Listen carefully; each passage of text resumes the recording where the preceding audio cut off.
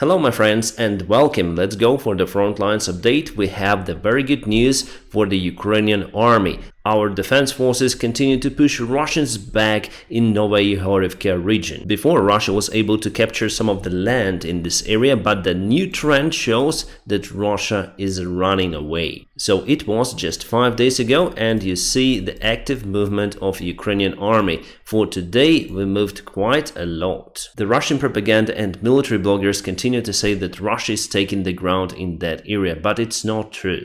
Every resource confirms that Ukraine was capable to take the ground back. Why did it happen like that so fast? Because Ukraine was ready for that move and was able to send some new reinforcements to the region. I think that the Ukrainian army keeps this area without the deep trenches or strong defense lines for purpose. Just in case of the Russian assault to the place, Russia will extend their supply lines. They will be stopped by the main Ukrainian defense line and finally retreat as they did. We have the artillery in this place, so it's very easy to cut Russian supplies. It is the best scenario as it could be, but still Russia needs to retreat at least to the previous border to this river. I'm sure that it's gonna happen like that. However, I do not expect the Ukrainian army to move more deeper into the Russian positions, for example, taking this road, because from what I see, Ukraine concentrated the main strike on the southern part and also near to the Bakhmut. We also have the changes on the south, but before we go to it, let me tell you about the partner and also the sponsor of my channel. Yes, it is as usual the Atlas VPN. If you are my follower, you have the exclusive opportunity to grab the limited offer from all of the premium VPNs out there. You may get the Atlas VPN Premium for just $170 per month plus 6 months for free. Why do I think that the Atlas VPN is the best offer on the market? Using the Atlas VPN, I may change my virtual location and may call from any kind of country, as well as Netflix. Some of the content is not available for some of the countries, so using Atlas VPN may open you new borders for the streaming services as Netflix. And by changing your virtual location on Atlas VPN, you may purchase the airline ticket with great discount as well as booking apartments for your holidays somewhere. And now, my friends, please check out my personal link in the video description just below, where you may get the Atlas VPN Premium for just $170 per month and you'll have 6 months for free. The deal is valid especially for my followers, so hurry up to join the club. Alright, now let's go to the frontline news near to Orikhiv. Ukraine actually lost one of the fields out there. Still, it was in the gray area, but now we know that Russia is controlling the place. I guess that was the exact field where Ukraine lost many of the BTRs and other armored vehicles that were ambushed by the Russian artillery. I told you about this trap in my previous video. So here in the place you can see many of the forest lines. Russia constructed many of the trenches across them. That's why it's very hard to move over here. But in general, it is the closest place to the Russian main defense line. Actually, Ukraine has reached it. Here you can see the first line, the second one, and the third one together with a small village. After that village, Ukraine may go forward directly to the Azov Sea or may turn to Tokmak. As you can see, Russia also used the nature to reinforce their defense lines. For example, here we have the river, then some elevation of terrain, and just after it, the defense line. So in the future, let's say if Ukraine decides to move towards the place, taking the Russian defense or penetrating them, obviously vehicles will slow down to cross the river and also will slow down before reaching the higher terrain, and Russia may use this temporary stop to target Ukrainian forces from the trenches and using also artillery systems. There is one more defense line close to Melitopol, and the next step goes for Crimea, where Russia also created a single defense line. Russia invested tons of the money to create those trenches, and they had time for it. There was no movement in this region for more than 1 year. All of the fights were concentrated mostly in Kharkiv area, on Donbass obviously, and in this part of Kherson region. So what tactics Ukraine uses nowadays to get through the Russian defense lines or to get close to them? We all saw that using the big convoys is the huge problem for either of the sides. Remember Ukrainian Leopards and Bradleys that were ambushed near to Orikhiv, and also the Russian failed attempt to get Vuhledar under control during the winter time. They lost even more vehicles. Why is it happening? Because everything is mined out there. The area on the south is the most mined territory on the planet Earth. There is no any chance for Ukrainian army to bypass the minefields, so our guys had to demine everything. Or at least some certain area, the narrow corridor that would be useful for the further movement. That is why the new tactics is to use much less forces on the front lines. For example, couple of the armored vehicles that deliver infantry close to the frontline positions together with qualified engineers to demine the fields. In that case, the probability for them to be spotted by the Russian surveillance is much less compared to the big long convoy. That is why Ukrainian army moves very slowly, as well as the Russian army, by the way.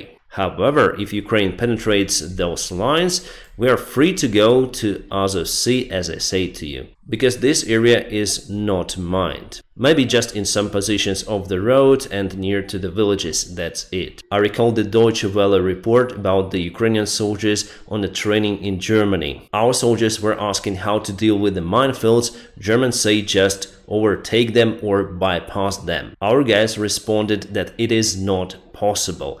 Everything is mined. Here we also may admit that NATO instructors do not really know what is happening there on the front lines. Yes, they know many of the things, they're very qualified, but our guys already fighting with the Russians for more than 1 year. So I guess that they are more familiar with the actual picture. And that picture, as you can see, is not very easy. Those are not just my words, I took it from the Western analytics. Our allies, politicians at first, need to understand that we need more resources to take the ground. Otherwise, the situation might be standstill for a very long time, because now the forces are more or less equal. However, we have a good sign from the Ukrainian intelligence and also military officials. They say that Ukraine will soon reach Azov Sea and Crimea. That is kind of optimistic, I would say. Hopefully they are right. By the way, we have the news about Crimea. Ukraine tried to hit the Chongar Bridge again with the Storm Shadow cruise missiles. It is located over here, but I'm not sure about this bridge. Probably it was the railroad bridge. Russia provided the pictures of the Panzer S air defense systems. They show how it may shut down the Storm Shadow cruise missile.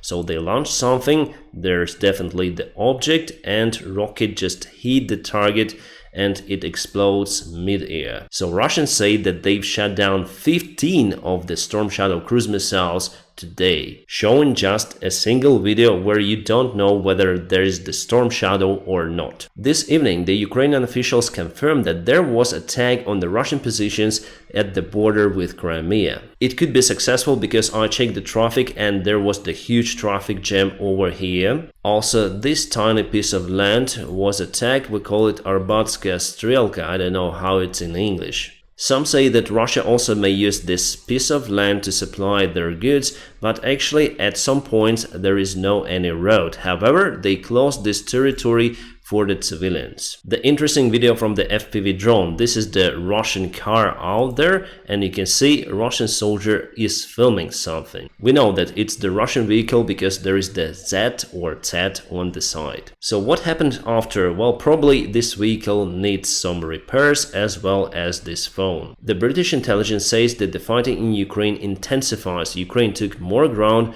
but Russia also tried to assault in the area I showed you before. There is quite a tough enemy for the Ukrainian army in Orikhiv, the 58th Combined Army. The good thing that they lost their commander, the main general who was dismissed from his position. Basically, he complained about the poor supplies in his army. Without the general, Russia still fights but start to lose the ground. Ukraine presented the drone boat Magura V5 or V5 if you are a German speaker. As you can see, it's live remotely controlled, so for that it has the internet antenna.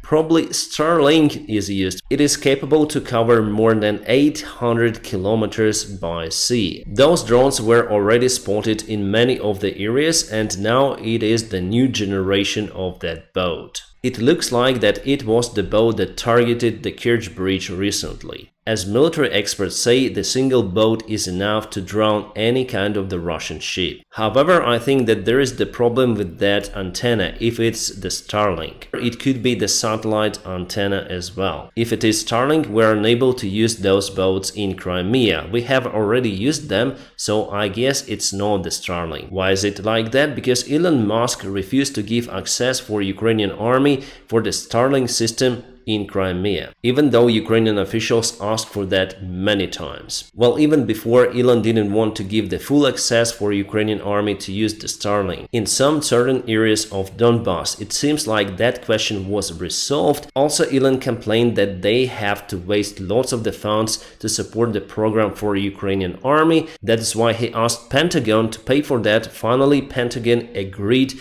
to provide the funds for the Starlink. But Starlink doesn't work properly, at least in Crimea. This information comes from the New York Times. I hope the situation will be resolved and Ukrainian army will get the access for internet in Crimea because we need it for the missions. Strange numbers about the German volunteers who joined the Russian and Ukrainian army. German Interior Ministry confirmed that 39 people joined the conflict. As mercenaries, 27 of them are on the side of the Russian Federation and 12 are fighting for Ukraine. While Germany, as many of the other countries, do not encourage their own citizens to join this war. But 39 people totally, I don't believe in that number. I think more Germans are fighting for Ukraine. Maybe just German Interior Ministry doesn't know about it. Well, even if we believe in 39 people, why so many joined the Russian side? Because there is the big number of Russians who live in Germany. Also, the eastern part of the country was brainwashed by the Soviet propaganda for decades. And yet, there is the difference between Eastern Germany and the Western Germany. I know what I'm talking about because just recently, 1 week ago, I spoke with Germans from the eastern side and from the western side.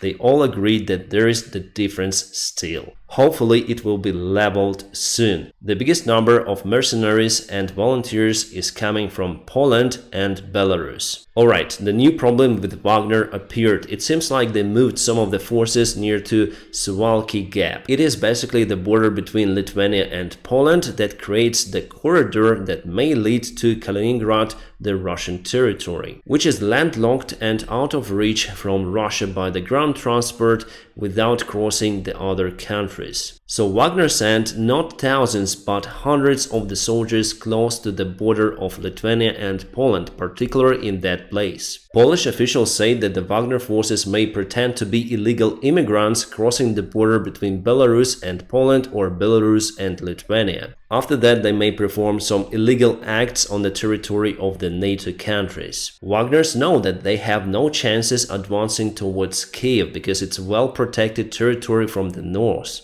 But here, they may actually try it to escalate the situation. Again, it could be the false flag operations where Wagners will act as immigrants who may take some weaponry and start the conflict over there. It will not be a very big one, but still, it's not good. Yes, Poland built quite a big fence over there, but here we have the video how illegal immigrants from some of the Arabic country easily overtake that barricade. We even have the date of that event. It happened this month, and as you can see, Belarus let them go to European Union. Again, this video is not about those guys. I just want to show you that it's very easy to penetrate this fence at the border with Belarus. So Wagner may easily follow the same steps. Russia started to publish the video how the single Ukrainian tank was fighting against the 8 enemy armored vehicles. The Russian side says that Ukraine attacks are useless, Ukraine has losses. Yes, Ukraine has the losses, but this is kind of the old video. I will publish it on my Telegram channel. From what we can see on this video,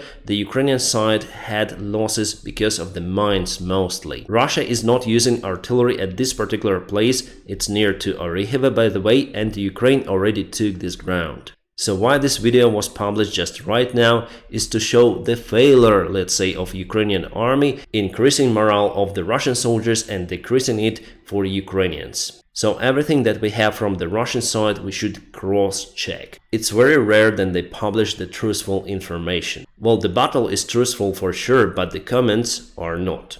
And as I say to you, it's an old video. Interesting news from the Wall Street Journal. There will be the meeting of many of the countries, including European countries, South Africa, India, Brazil, Indonesia, Egypt, in Saudi Arabia. They'll discuss the possible peace talks about the war in Ukraine. Russia hasn't been invited for that conference, and I think they'll discuss the grain problems in the Black Sea, mostly after Russia started terrorizing the civilian ships out there. This is how some of the Ukrainian soldiers protect their artillery systems against the Lancet drones. There are also some of the metal webs that mostly used, but here you can see wood. Lancet drones are really the big problem for Ukrainian army. They are very hard to identify and target. The Ukrainian President Advisor Mikhailo Podolyak says that this winter could be even more harder for Ukrainians compared to the previous one. Ukrainian officials are sure that Russia will continue to use long-range missiles and drones against Ukrainian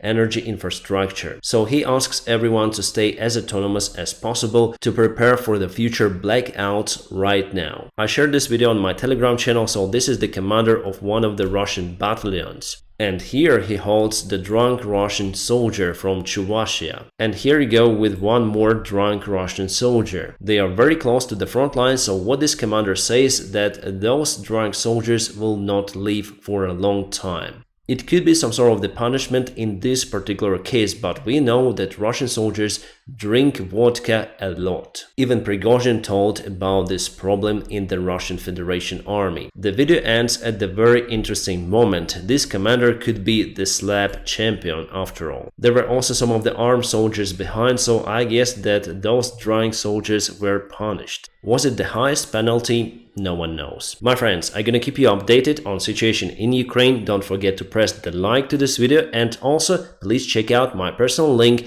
in the video description just below, where you may get the Atlas VPN Premium with astonishing discount. I wish you all a peaceful sky wherever you are, and have a great time.